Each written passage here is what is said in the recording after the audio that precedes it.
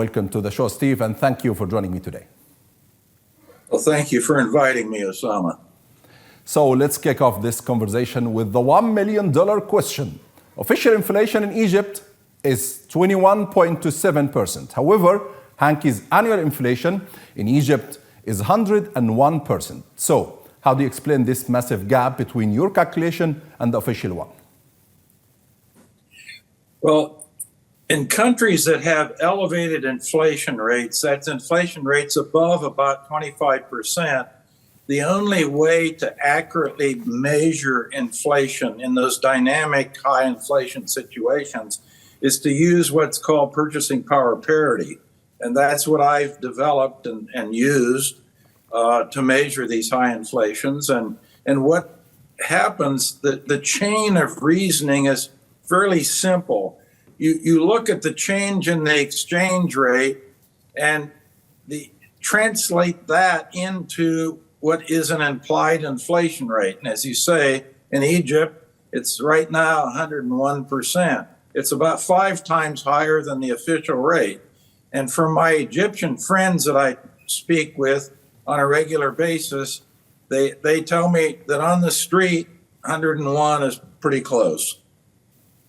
And I can say we've done a lot of scholarly work on this, and in these high inflation environments, purchasing power parity, as I use it, is very, very accurate.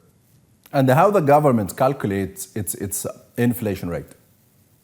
Well, the government has they do it in a standard way, like most governments. They have a basket of goods and services that they put in the basket, and they go out and sample and get measurements of these price changes of all the items in the basket every month.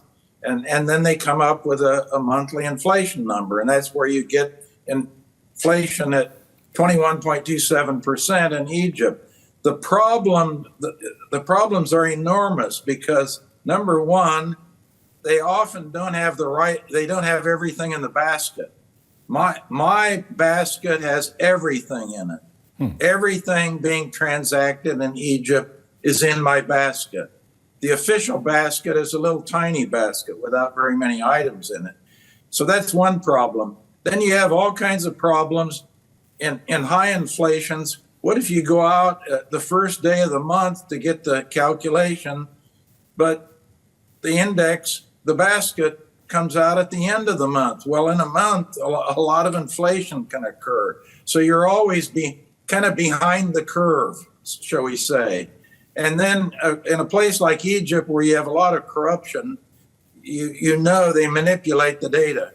So the data are basically manipulated. So those are the 3 problems. The basket isn't totally inclusive, and in high inflation situations, that can be very important. The second thing is that there are all kinds of sampling and data errors, technical errors that you get into.